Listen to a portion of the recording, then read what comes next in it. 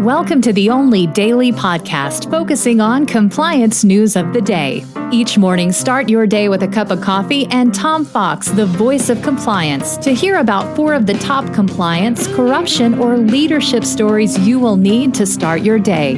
The Daily Compliance News is a production of the Compliance Podcast Network.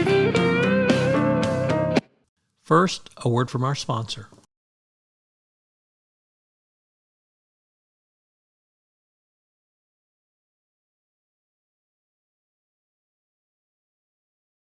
The Daily Compliance News for November 4, 2022, the Pay Up edition. And we begin with Glencore, which has to pay £267 million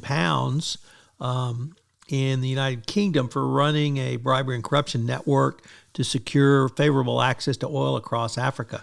A UK subsidiary of the mining and commodities company was handed the fine and penalty together with a confiscation order Thursday in a London court. The judge said the company had committed corporate corruption on a widespread scale, deploying very substantial amounts of monies in bribes. The fraudulent activity was endemic within the company's West Africa oil trading desk, which was located conveniently in London.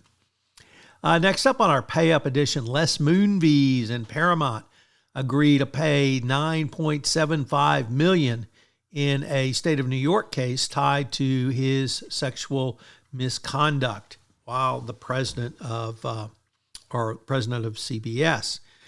Paramount will pay $7.25 million, and Moonves will pay $2.5 million, and there's Paramount settling a shareholder lawsuit at $14.75 million. So the conduct was really beyond belief.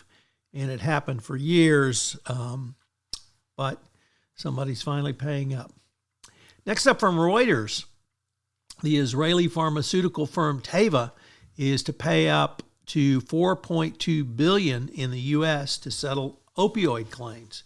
The company will pay $523 million of that to the state of New York, and the remainder will be on a schedule to all of the other claimants, but yet another major settlement in the opioid scandal that has rocked pharmaceutical companies, chain drugstores, who we saw, Walgreens and CVS, and other companies in this industry.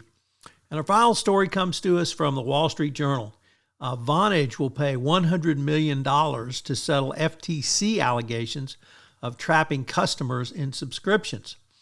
An agreement with Ericsson's subsidiary represents the largest penalty in FTC enforcement push to stop companies from creating obstacles to consumer cancellations.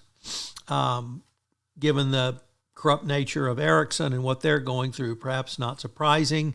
Nevertheless, the agreement filed in federal court represents the largest settlement in the FTC push.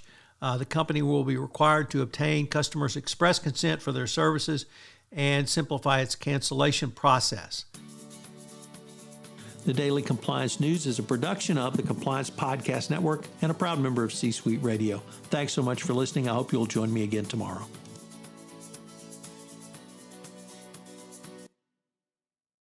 This podcast is a part of the C-Suite Radio Network.